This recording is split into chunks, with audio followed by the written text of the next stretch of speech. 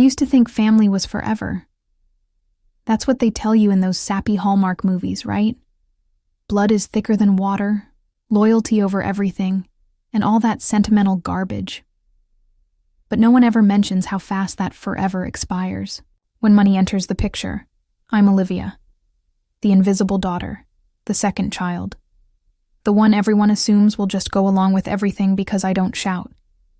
I don't fight. I don't make a scene. Which is hilarious, considering the scene they made when they decided I was no longer part of the family. Let me back up. My father, Richard Callahan, was what you'd call old money. He wore cufflinks to breakfast and believed emotions were for the poor. He built his empire off oil, stocks, and scaring the hell out of board members.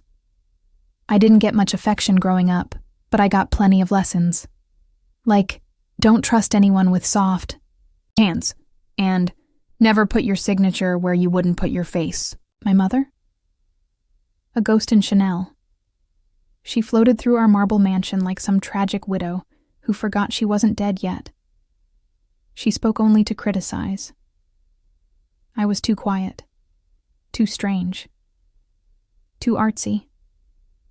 My brother Andrew, on the other hand, could have set fire to the house, and she'd blame it on the wind. Andrew was the golden child, Harvard-educated, painfully average, and so good at faking charm he could probably sell sand in the Sahara. I once caught him watching a YouTube tutorial titled, How to Cry on Cue. Enough said. Fast forward to last year. Dad had a stroke. One moment he was berating his assistant for using a blue pen. The next he was slurring his words and gripping his chest like karma had finally RSVP'd.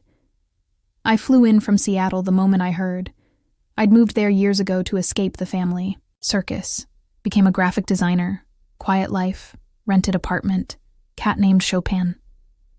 But for my father, I got on a plane, because I was raised to believe family matters, even if they never made me feel like I did. When I got there, the vultures were already circling. Andrew had taken over the house like some kind of corporate parasite. Mom was medicated beyond recognition, sipping vodka through a crystal straw. And then there was Lourdes, the maid who had worked for our family since I was 12. She was the only one who looked genuinely happy to see me. Miss Olivia, she said, her eyes full of tears. You came. Of course I did. I stayed by my father's side. I read to him when he couldn't speak. I wiped drool off his chin without flinching. I argued with nurses when they tried to cut corners. I did everything, while Andrew played the role of dutiful son in front of the lawyers and spent the rest of his time browsing yacht websites. Then came the day they read the will. Dad had apparently updated it a week before the stroke. Suspicious? You bet. But I wasn't worried. I knew what I'd done. I knew who I'd been to him. I wasn't expecting millions, just recognition. Maybe even a kind word. What I got was this. To my son, Andrew Callahan, I leave the house and the family trust. To my wife, Eleanor, my shares in Callahan Holdings. And to my daughter, I leave my love and fond memories. Silence. The lawyer blinked at me like he expected me to burst into tears. Andrew smirked. My mother smoothed her blouse like I was a stain she could iron out of existence. No one spoke to me afterward, not even to say sorry. I overheard them later. Mom and Andrew. In the library. She's not family anymore, my mother said, lighting a cigarette with a hand that didn't shake. She left. She abandoned us. You can't abandon family and expect to come crawling back when the will's read. Abandon them? Right. Because moving away to survive emotional neglect was a betrayal. I packed my things.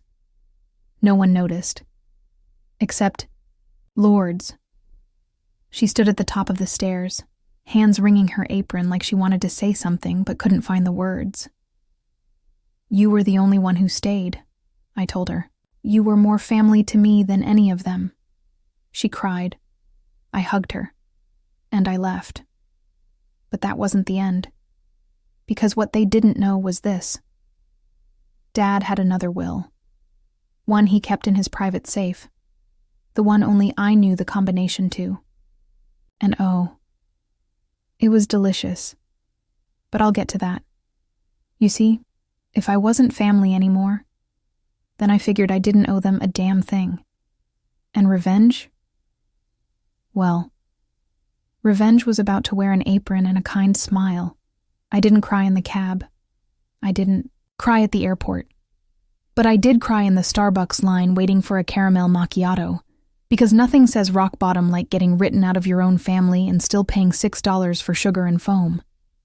I went back to Seattle thinking, I could just move on, heal, get a therapist, buy a new plant, pretend the gaping hole in my chest was just indigestion. But that's not how betrayal works. It festers. It whispers. It wakes you up at 3 a.m., asking why you weren't enough. And then one night, while digging through an old memory box, I found the journal. Dad's leather-bound, initials embossed, locked with one of those laughably tiny gold latches. The kind you open with a paperclip and half a bad intention. Inside, pages and pages of his handwriting, neat, cold, calculated, just like him. But then I saw something strange. A note written just 2 weeks before the stroke. Update, Will. New, trust for Olivia. Callahan house not safe in Andrew's hands. Eleanor has changed. Huh. Now that didn't sound like a man planning to leave me nothing but love and fond memories. The pieces started clicking.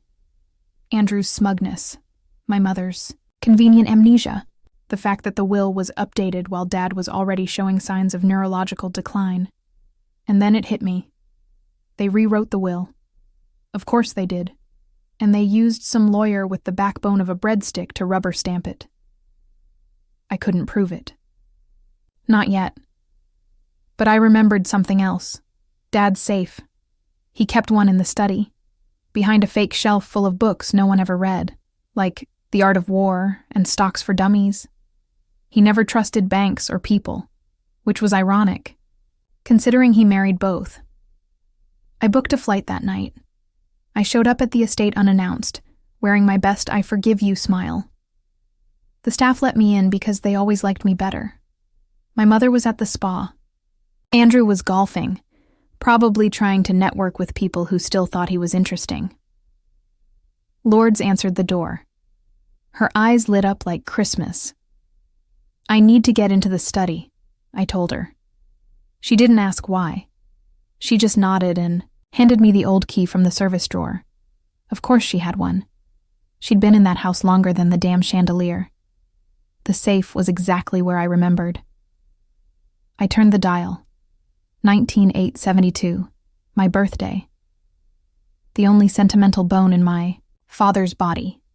Click inside, stacks of documents, old letters, and there it was, the real will, dated 3 months before the stroke, signed, notarized, ironclad. In it, my father left me 30% of the Callahan estate. He even left Lourdes a note. To the only person in this house who has never lied to me. Thank you.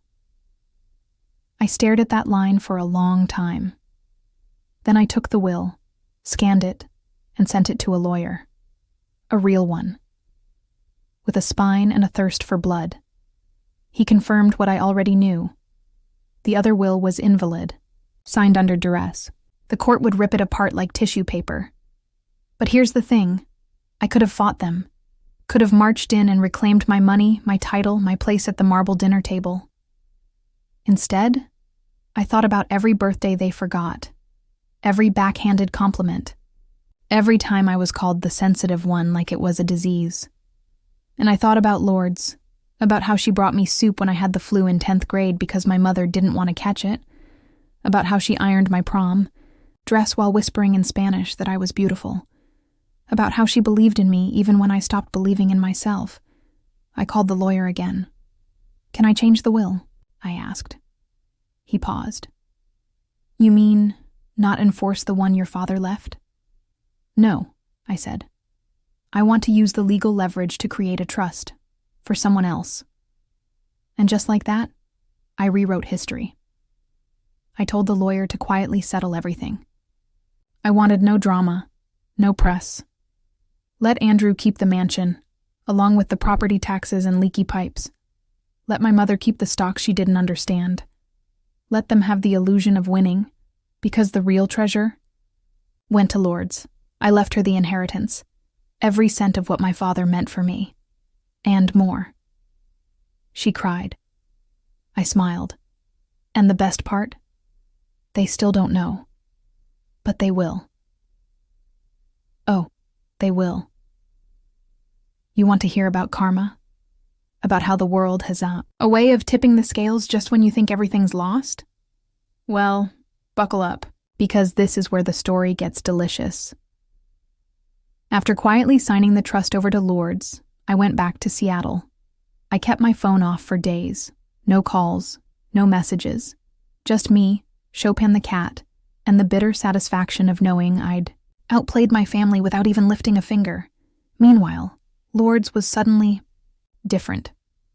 She bought a car that wasn't a rust bucket, took courses online, business, finance, whatever she wanted, started dressing like someone who owned the world instead of just cleaning it. The housekeepers whispered. The gardeners raised their eyebrows. One afternoon, Andrew, yes, the golden son, showed up at the mansion with some fancy friends, hoping to charm his way into a new deal. Maybe he thought the family name still had clout. He was met at the door by a sharply dressed woman, not the kind who wore aprons and dusted blinds. "May I help you?" she said, voice cool and calm. Andrew blinked. "I'm Andrew Callahan. I own this house." She smiled. "Actually, you don't." Confused, he pushed forward. But the security system was different. Cameras everywhere. Guards in suits. The kind of security a billionaire trusts, not a trust fund kid with a golf habit.